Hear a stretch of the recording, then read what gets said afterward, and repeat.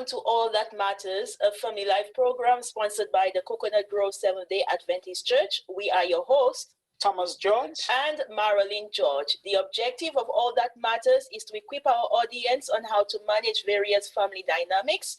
The lessons will be derived from the experiences of our guests. And today we have with us Mr. and Mrs. Andrews. We are very happy to have them with us this evening. They are both retirees from the NCC conference in the U.S. Virgin Islands. Pastor Andrews as a former pastor of that conference, and Mrs. Andrews served as the Family Life and Women's Ministries director of the same conference. Mrs. Andrews is currently a marriage counselor. So this evening, we are very happy to learn a little bit from their experience and their expertise. So welcome, guys, to All That Matters. We are happy to have you with us this evening. Thank you for having us. One correction, I was never Family Life. It's always women and children. Okay, all right. Thank you for that correction. And if you can just give us a little more details about yourself for the benefit of our audience, we'd appreciate that. I am from the island of Antigua. I was born almost a century ago. I migrated to the U.S. Virgin Islands in September of 1968. That was before you were born. Yes. Right. I spent 6 years there working construction. And then I went off to Caribbean Union College, 1974. Still before I was born. Okay. Graduated 4 years afterwards. Fell in love with this young lady at my side. We courted for, I courted for 7 years like Joe, who it was? Jacob? Okay. Jacob before we got married. Yes. We got married in 1978. But of course, our courtship started before I went to Caribbean Union College. Okay. I've worked as a minister of the gospel for over 30 years, maybe 32 and a half thereabout. Working in the churches, between the churches and our school, our high school here in St. Croix. And decided to retire in 2013, 2014 thereabout. Okay. So like you guys actually met before you went on to college, you're saying, right? Yes. What was the encounter like? Tell us a little bit more about that. Well, we met at a camp in 1971, and I was very impressed by him. He stood out in camp. The camp was on St. Thomas, Megan's Bay, at Easter Camp. She was the one that stood out, not me. He stood out at camp as a fine gentleman. Yeah, I am Kittian by birth. Kittian. Yes, I'm from St. Kitts, and became a Seventh-day Adventist while living in St. Croix. Okay. That could take a whole interview, what the Lord instituted for me to attend evangelistic meetings. And went off to my pastor then, Dr. Reg Michael, insisted that I go to college. My mother wanted me to go to what? University of Ohio. My mother had never been to Ohio. I don't know why she wanted me to go there. Anyhow, had a wonderful time studying in CUC, then CUC, now USC. Yes. Got married when I graduated, 76, 2 years after I graduated.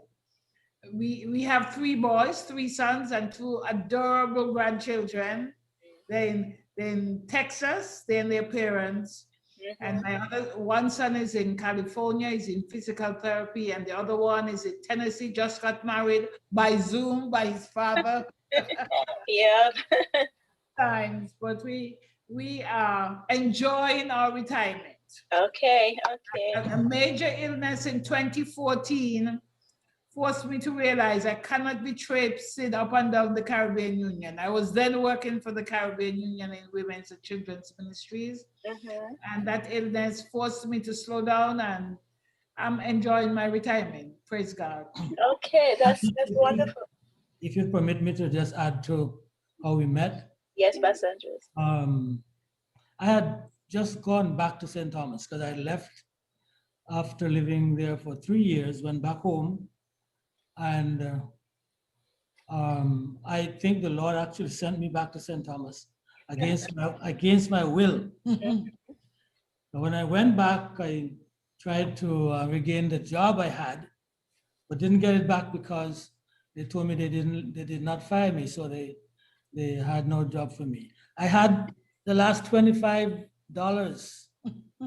in my on my person, $25, and I had to decide what I was going to do with that $25. I had rent to pay, I had food to purchase.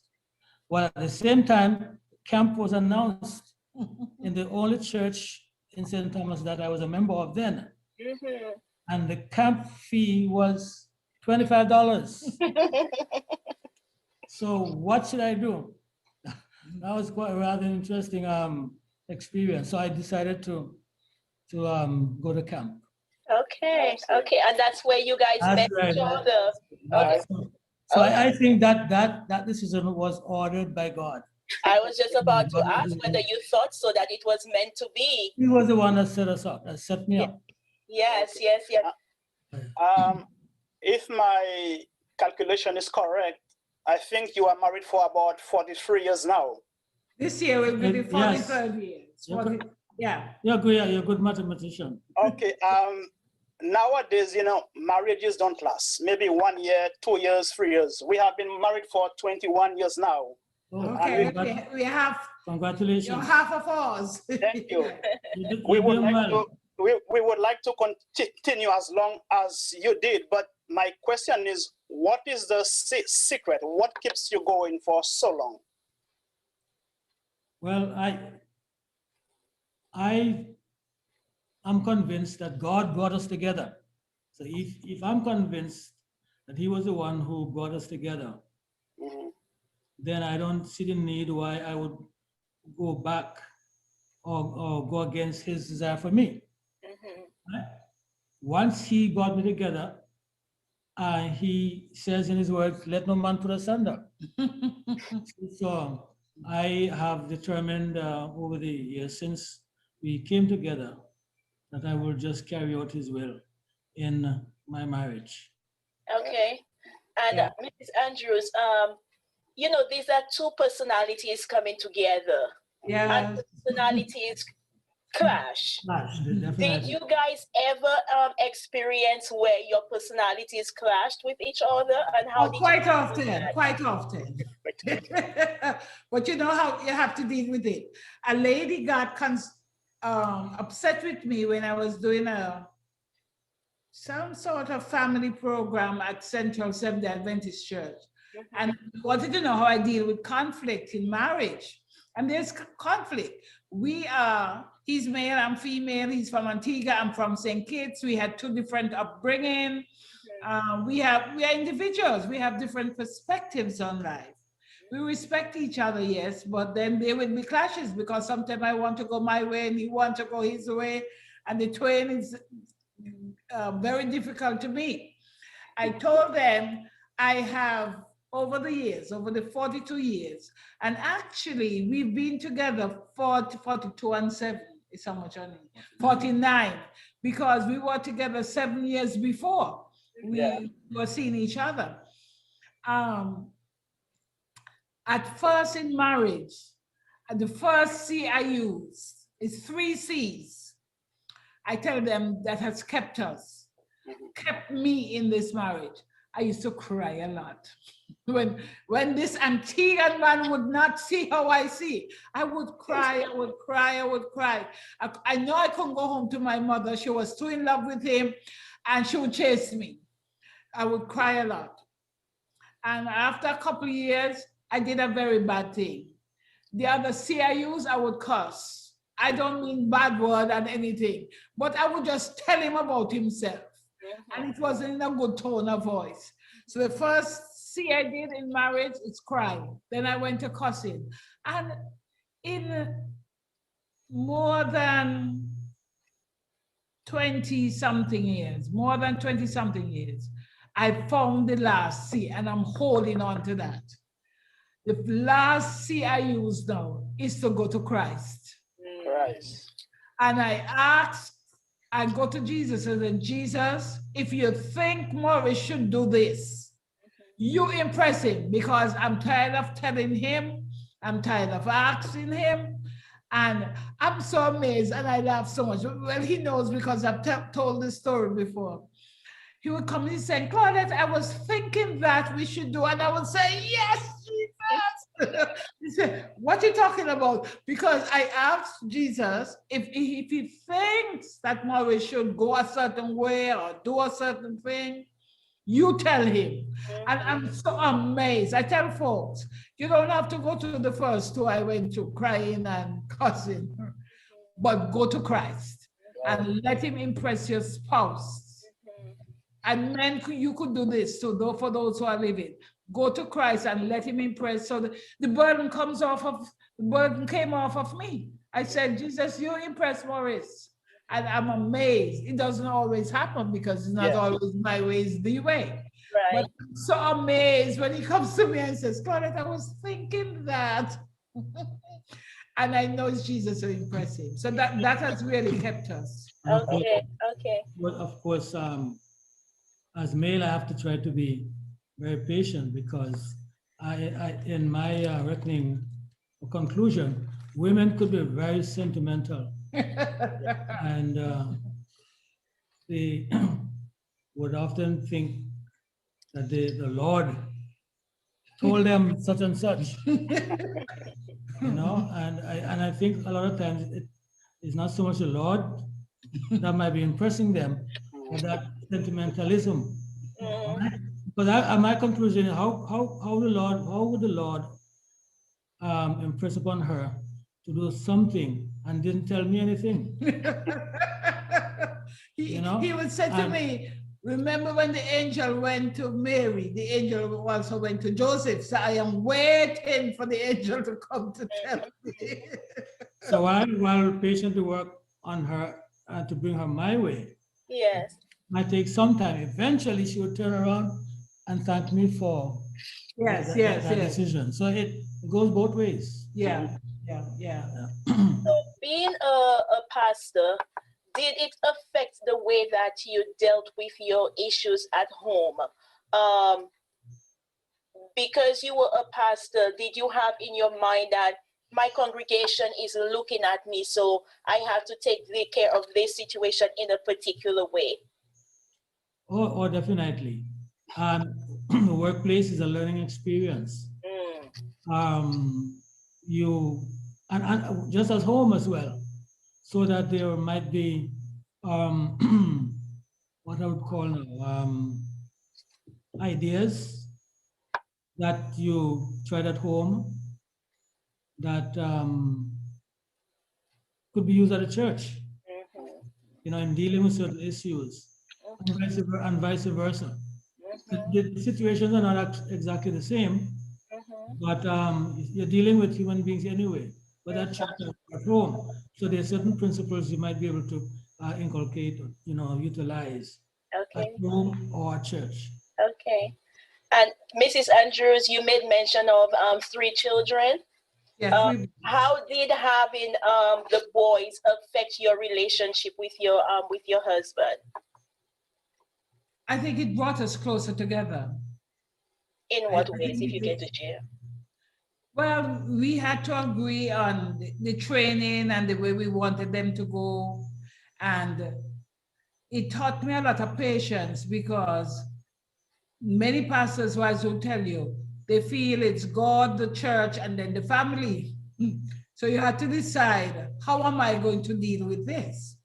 I remember we had a major conflict when the boys were I guess Kurt was over 6, the last one.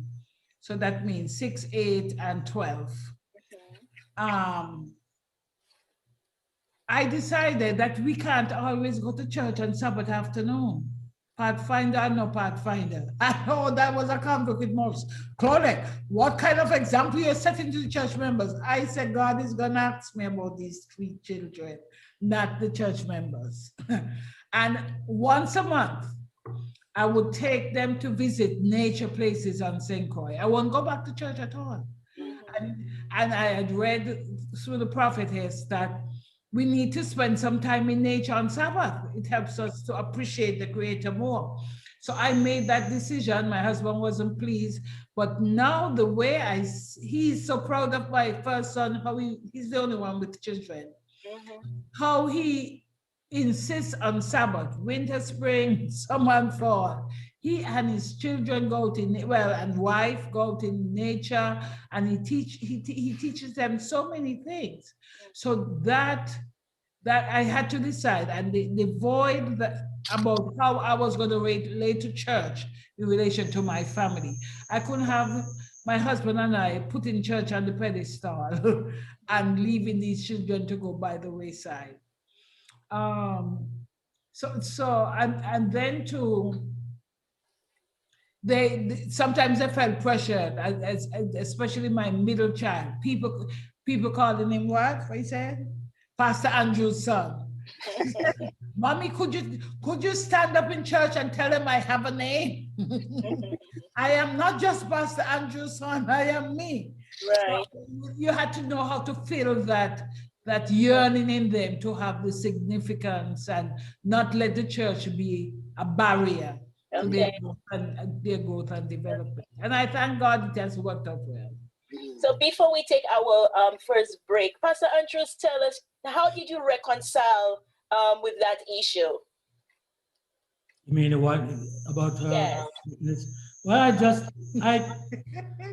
I eventually joined the bandwagon. Okay. I remember when we were at Andrews, we would often in the afternoon, sometime after lunch, would go to parks and places where they have animals and birds and so forth. And it was a joy taking them there because they were young. I think one was 6, one was 4. The last one wasn't around as yet. Yeah.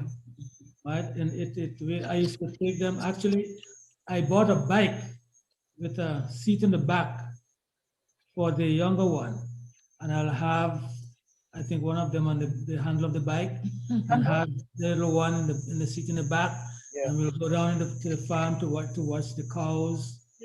And just observe nature. It was quite an experience. And it's quite a bonding experience, that Sabbath afternoon in nature. Yes. They learn so much about birds and animals. Oh, yeah. Very nice, very nice. It's working together. So you have to find ways to work together. Very nice, very nice. And we will be right back with the segment, How Well Do You Know Me? With Pastor and Mrs. Andrews.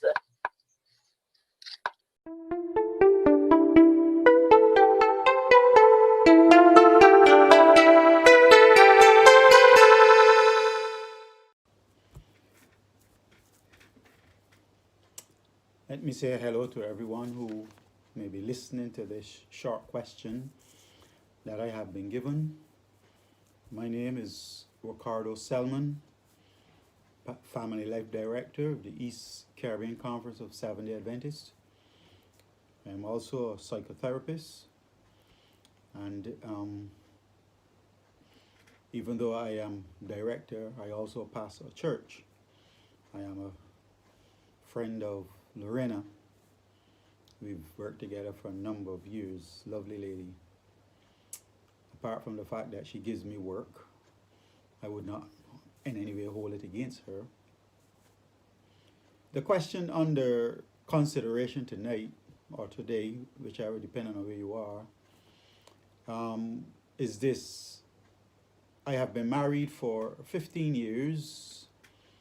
And in my 10th year, my husband presented me with an anniversary gift of sexual toys and said, I cannot do it anymore. Since then, we have not had sex, which means they have not had sex for 5 years or over 5 years, around that area. It says that he is a wealthy guy and gives me everything else and more. His one request is that his private life is kept away from the church as he is an elder. The toys don't satisfy me totally, so I am tempted to cheat. Would I be wrong? That is the question that we are discussing at this time. Let me be very, very honest with you, though, that the question of itself, has left me with a number of questions in my mind. There are a number of uncertainties, and so as a result of the uncertainties and the unknowns inside of the question, I have had to make some assumptions. And let me begin by saying that the introduction of sex toys to the conversation by the husband has created for me the assumption that chances are this question of sex toys was discussed before. Not necessarily, but that is where I am going with this, because as soon as he decided that he cannot take it he cannot do it anymore, he introduced sex toys. So I assume it could be or could not be, but my assumption is that the conversation on sex toys occurred before, and it was something that he had given thought to. That is my opinion on that. Like I said, there are many uncertainties in this example here, or in this question. Now, I'm forced to ask a number of questions when husband said, I can not do it anymore. I am forced to ask the question, did he discover that he's gay and he's no longer interested in having a relationship with a woman? Or was he already, assuming he's gay, I don't know, assuming that he's gay, that he was already involved in some relationships before with men? I don't know. I'm just assuming.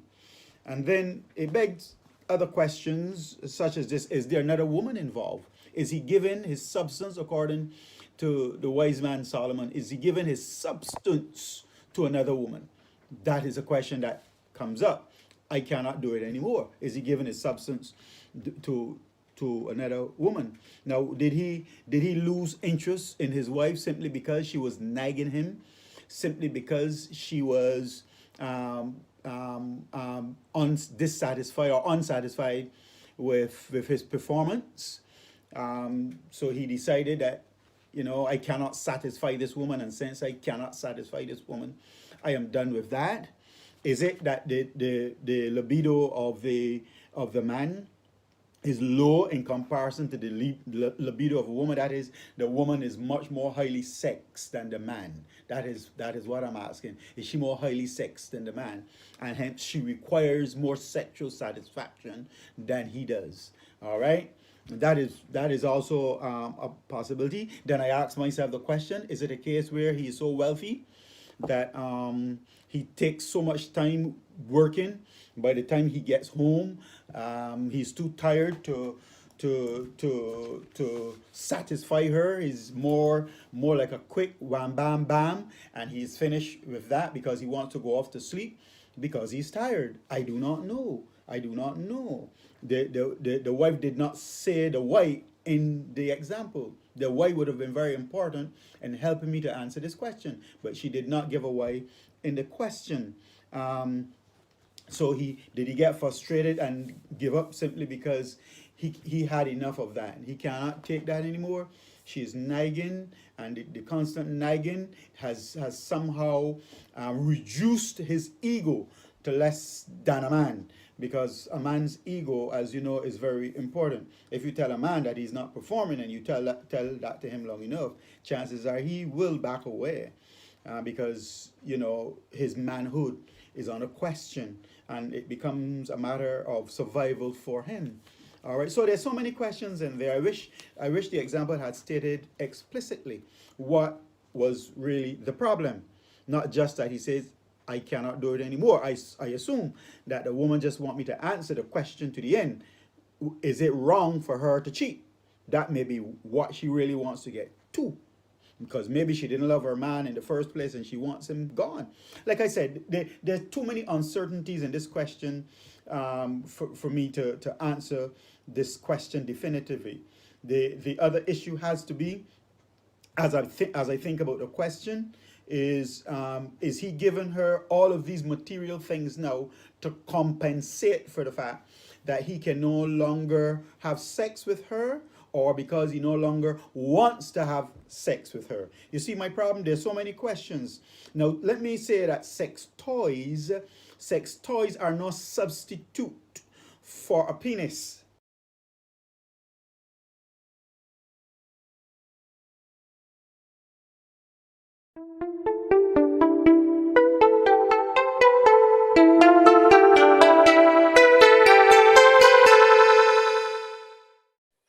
Welcome back to All That Matters, and our special guest this evening is Pastor Mrs. Andrews.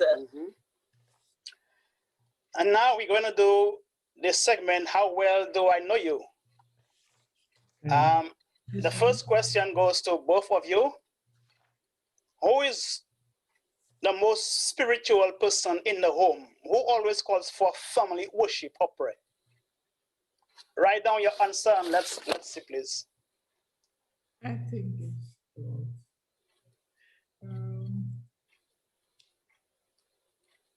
how do I measure that?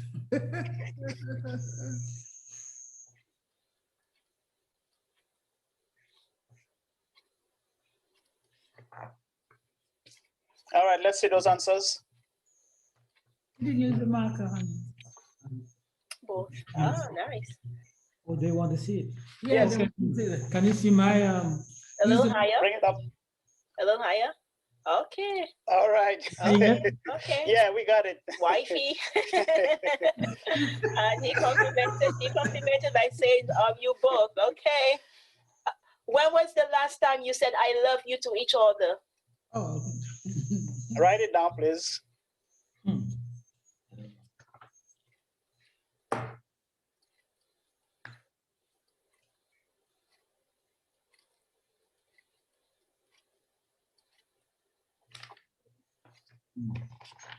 Could you see All my right. answer? Okay. All right. Yeah.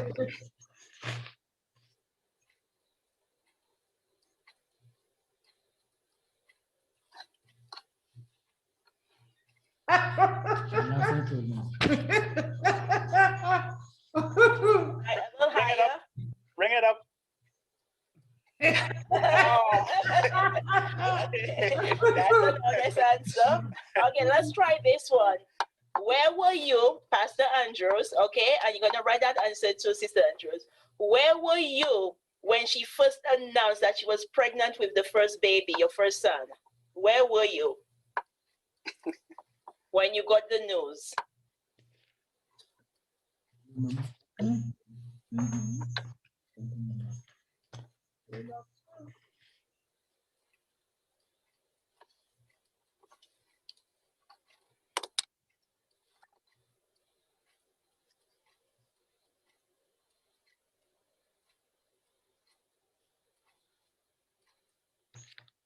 Okay. Okay. I can't remember this in a while, yes.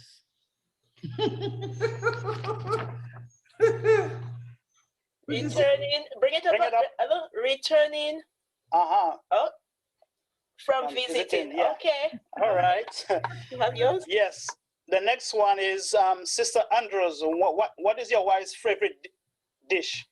What is your husband's favorite dish? I could tell you. And chicken with rice. Oh.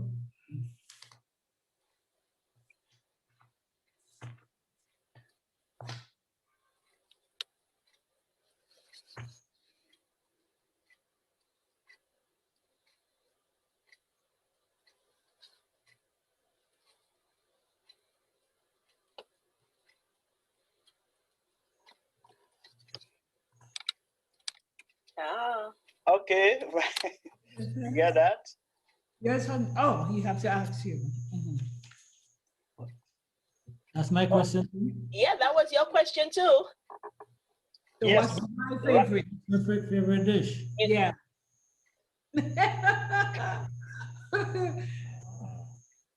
When you pick. What do you call anything that we had? Lasagna. How do you spell that? Lasagna.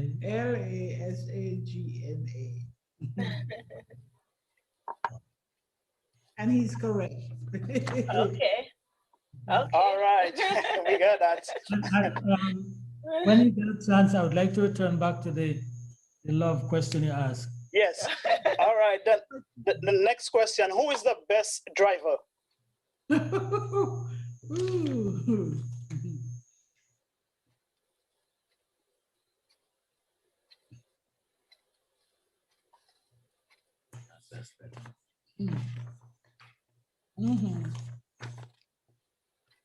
Okay. All right. You. All right.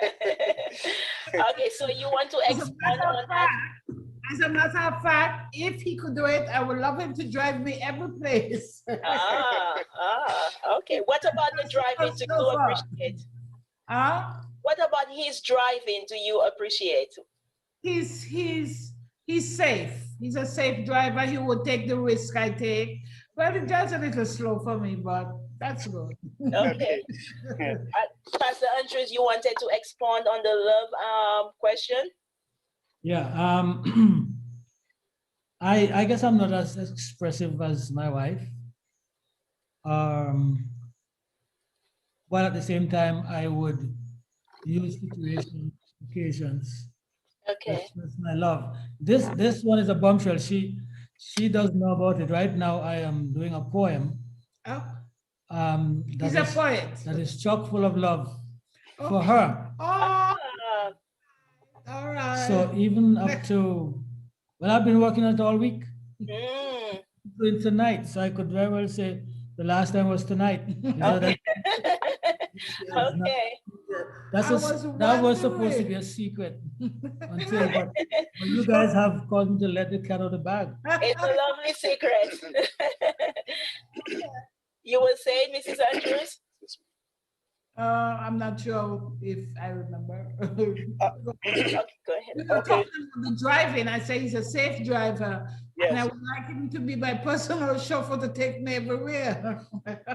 I like him driving me. She says, I'm a little slow in the driving. She doesn't take into consideration the potholes that we have to deal with in St. Paul. Okay. Those are not as good as those in Florida. Yes, yes. So tell us now, at this stage in your relationship, what are the biggest fears that you have? I don't want to call it fears. I want to call it concerns. Okay. I try to cancel my fears with faith. Okay. That my husband will overwork himself on this property and get hurt. This afternoon, he was down there with the weed whacker. And I didn't hear him, I didn't see him. And I'm saying, Lord, please don't let me see him by the bottom of the truck fall. He's a very hard worker. He's a very hard worker, and he overdoes it. Okay. He's here with this yard all by himself. What about you, Pastor Andrews? Extinction. Extinction. Yes. I mean, my concern for giving her health issues and so on. I am just fearful of her passing any time. Especially when you hear of all these deaths of of individuals that we know, church members and so forth, some of whom were not obviously sick. And sometimes I kind of wonder if individuals that apparently are in health would just go to sleep and then wake up next day. What about somebody who has so many different complaints and so on? Right. To kind of live with the possibility of her going anytime, although I keep telling her I will definitely be going before her. It's a concern of mine. Okay, okay. Now, is that a conversation you guys have in passing? Let's say like a member were to pass away, you talk about it, talk about what's going on with you, or is that a conversation that you guys have had or you still have at the table?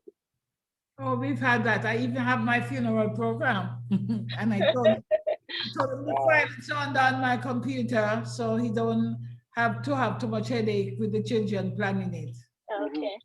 And I've asked him to write his eulogy in poem form. He's such a great poet. So I thought that you're working on. I don't know his love story. They ready for him. Told them I was working on it. So we've had a conversation. We were in Florida last year, Brother Mark, right? Yeah. No, year before. Year before. And when I saw the brother there in the coffin, it just hit me the Friday night when we had the family and we were there. I said, one of these days, Maurice, that's going to be me.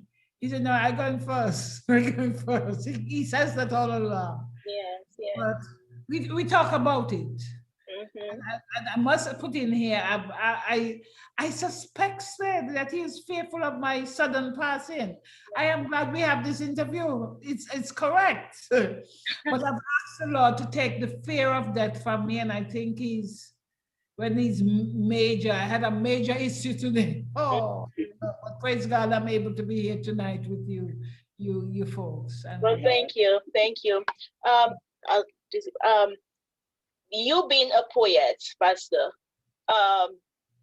do you just spontaneously come up to Mrs. Andrews and say a few lines?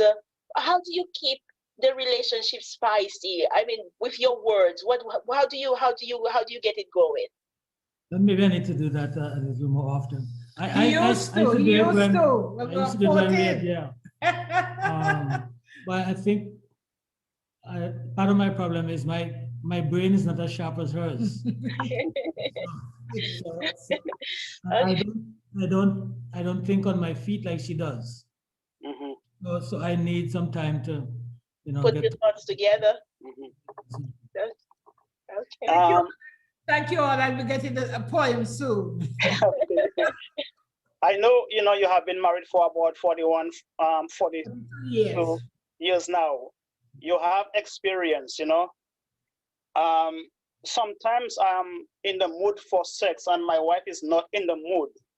Yes. How do you handle that, when I'm sure it happened to both of you two? How do you handle that, I'm asking for myself and for those who are listening right now. How do you handle that? You are in the mood for sex. That's a relevant question. I want to start because my husband suffered great embarrassment when we were going from St. Croix, where we got married, to St. John's for our honeymoon.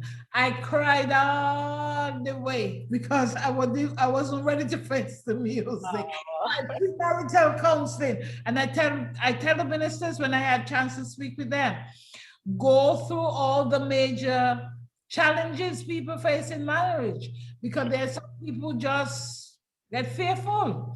And I have found in counseling, many marriages break up on the honeymoon, even though they live in 20 years later, because certain issues were not addressed in the counseling. So I cry all the way to St. John. And then while we had the seaplane, waiting to board, some folks from the reception, the minister who married me, my adopted father, he came down there, and a few people from the reception came down there. I held on to him and that's when the bawling started. I changed my mind. I don't want to be married. But we have grown, and he's a patient guy. He's a patient guy, and I thank the Lord for that. But now my attitude to sex has changed. I read where the Bible says, is it Ephesians, honey?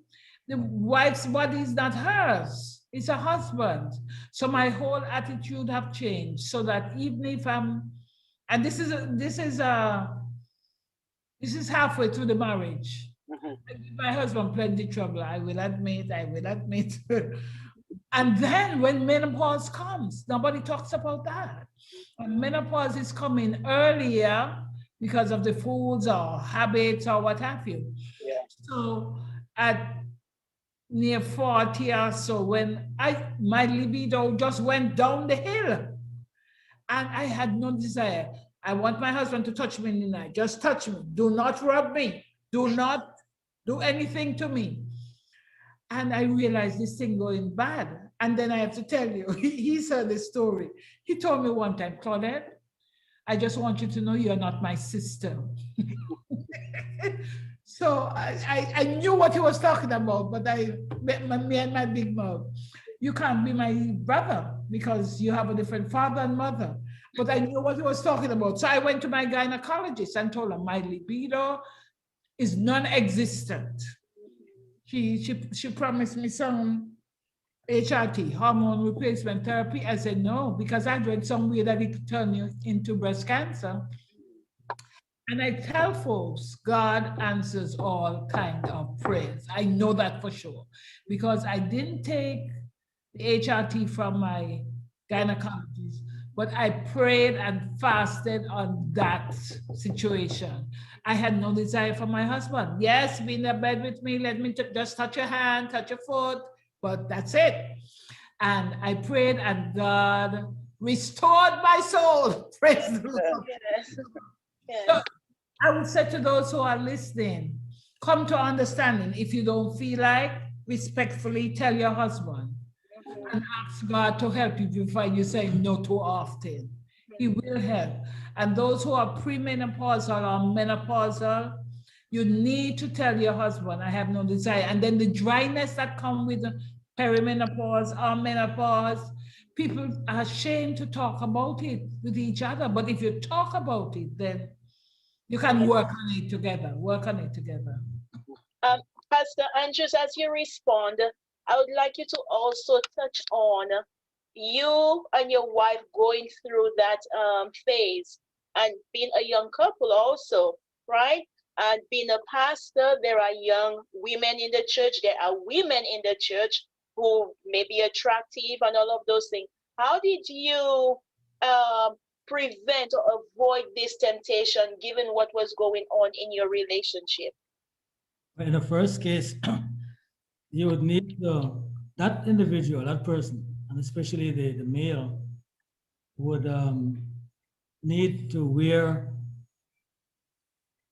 blinders. I'm trying to find an adjective to describe the blinders, use blinders to keep your eyes focused on where they should be.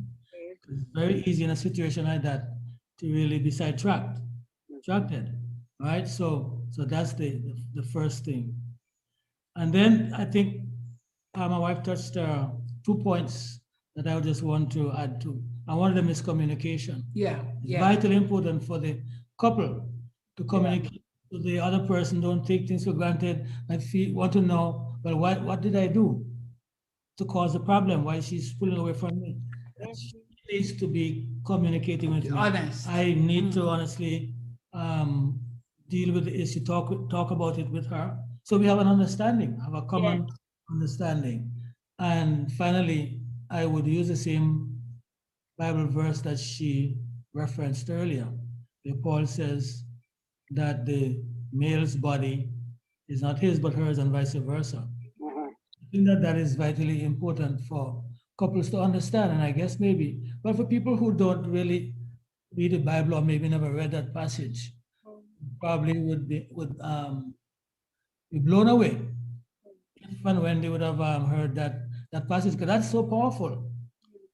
And if a couple, both male and female, would take seriously this passage and recognize what God is saying through Paul, then he or she would understand and might have to reach a point where he or she might have to exhibit some patience and discuss the issue so that you all know how to deal with that matter together.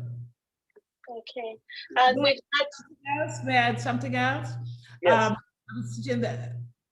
In my past life, I would teach occasionally at the local university, UVI. And in one class, when we're dealing with sexuality, I tell them they need to get partners that are creative. the class was on the floor. Miss Andrews, what you mean? I said, you don't do the same thing all the time. Be creative. And when the wife, whether libido down or the gentleman get into ED because we mature, and to 6 o'clock, sometimes don't go, we at 6 o'clock, sometimes it goes to 6:30. You following me? Yeah. 6 o'clock becomes 6:30. You have to find creative ways of expressing your sexuality so that each partner is satisfied, each partner is pleasured. And I was doing some presentation at another church on the potency of the word of God. And I said there's a promise for every situation we find ourselves in. So a gentleman met me during the week after that Sabbath presentation and said, Ms. Andrews, what are you talking about? I have a problem rising to the occasion. It took me a while to get it. What promise in the word of God? I said, there must be something in there for you.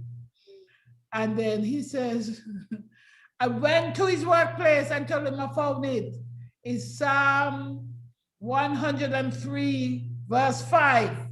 He said, where is that? He says he will give you the desires of your heart. So, gentlemen who are listening and having a little problem, yes, ask God to give you the desires of your heart and show you how to be creative with your spouse. amen, amen. In addition, Hold that thought. We have to take a break. We'll be right back, okay? All right. Okay.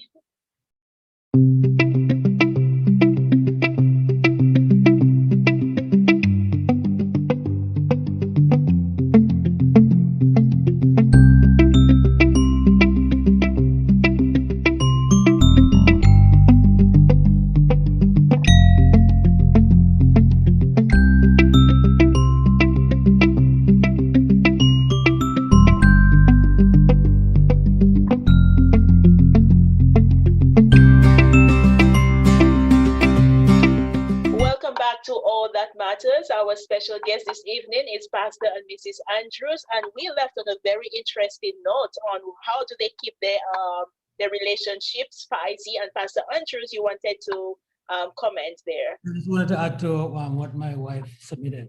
I think one of the reasons why there might be a dryness in quotes in the sexual relationship between the husband and the wife is because they do not relate lovingly to each other outside of the bed or the bedroom. Okay. All right. So that as a result of that, there is that sort of coldness, and the desire for sex is killed. Right. So that if the couple relates to each other well in the kitchen, in the living room, out in the garden, that they relate lovingly as a couple, that makes it easier for their sexuality to come into play. Yes, yes, that creates a problem for some relationships, even when the relationship and the couple are young. Yeah. Because they don't relate properly, lovingly to each other, that affects the bedroom as well too. There's actually a book I like to recommend. You should get it on Amazon, and the title is Sex Begins in the Kitchen. That's right. That book, Sex Begins in the Kitchen, is just showing that sexuality is not just an act, but it is intimacy in all areas of your lives. I see. Is there, I mean, being married for 43 years, that's a long time. Has there ever been a time where something went wrong and one of you had to sleep in another room? Oh, yes. Yeah. I've done it. Yeah, I've done it. Well, both of us. She can't remember, but she has done it. We walk into another room and stay there for the night. Sometimes the departure does not last for long, maybe for a couple hours. Yeah. And when I turn, the side of the bed that was empty is now filled, occupied. So So it does happen. All indications that we are all human beings. Things would not go perfectly every time. Okay, okay. And are you saying that leaving the room, going in your separate rooms, was the best way to handle the situation at the time? Sometimes, yeah, sometimes it is. Okay, okay. You could stay together and a quarrel ensues and the problem gets bigger than it should get. By the time you separate from each other and cool down, and come back together, it works well that way. Okay. Mrs. Andrews, can you express how more can Pastor Andrews honor you as a wife? How more? More? Yes. I think he's doing a good job, you know. I think he's good. I think he's doing a good job, great job. He's doing a good job. I can't think of what I want more. What I would want more is selfish and is not wise for him to follow wherever I say to go, which is that. So no, it's okay. Yeah, he's. Is it the same for you, Pastor? Yeah, yes. Basically, I think she's fine. I don't know if she could do more too. Okay. Okay. She's doing well. Okay. If you had to go back and choose a spouse, would you choose each other again? Yes. I choose Well, him.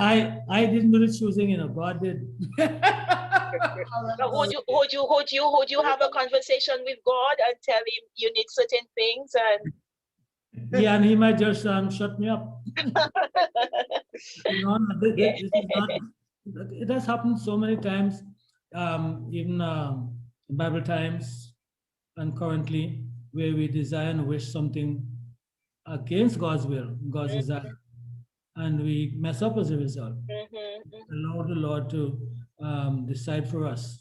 Of course, we have to have open communication with Him, and we leave the final say to Him. We can't go wrong that way. Okay. Yeah. Sister Andrews, based on your experience, is sex a gift from God, or should we should thank God for the maybe the gift of sex? It's a gift. It's a gift from God. It's a gift. It's a definite gift from God. And sometimes, as Adventists, we think. I find too many older ladies who think it was just for procreation. So the poor husband starving. It's not only for procreation, there's another P, it's also for pleasure. And I think it's a wonderful gift. I heard I do constance, a lady told me her husband, before they're going to have sex, he says, for what we are about to receive, may the Lord make us truly thankful. I thought that was for me. He praised it. It's a gift, it's definitely a gift from God. Yes. And when we view it that way, we won't have so many problems. What should I say? The aberrations of Satan to tell children and young people that they could get wrong. Oops, I'm sorry. Is an aberration of Satan, from Satan, to just spoil your whole view.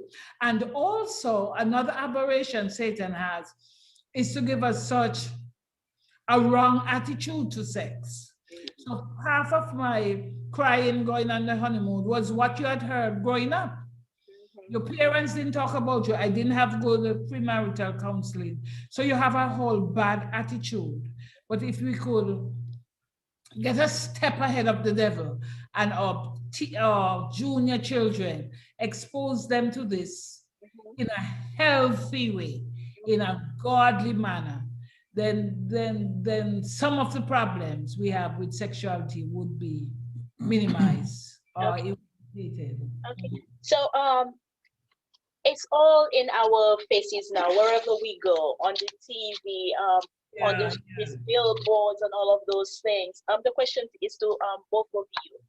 Do you think that every position should be explored in the marital relationship? Do you think every position should be explored, or should we have certain restrictions? Well, I don't know. It depends in the context of God's desire, God's plan, um, within the walls of Christianity and so on. As his children and married people, we need to be as creative as God is. Our Maker is creative. Right? So there's nothing wrong in being creative or try to emulate God in terms of creativity. But of course, when it comes to expressing animal passions and doing things that were suggested by the devil, that's a totally different thing altogether. A special thank you to our guests this evening, Pastor and Mrs. Andrews. We are very thankful for them bringing us into their relationship and sharing their expertise with us. We have learned quite a bit, and we hope that you did too. And this has been All That Matters. See you next time. Bye.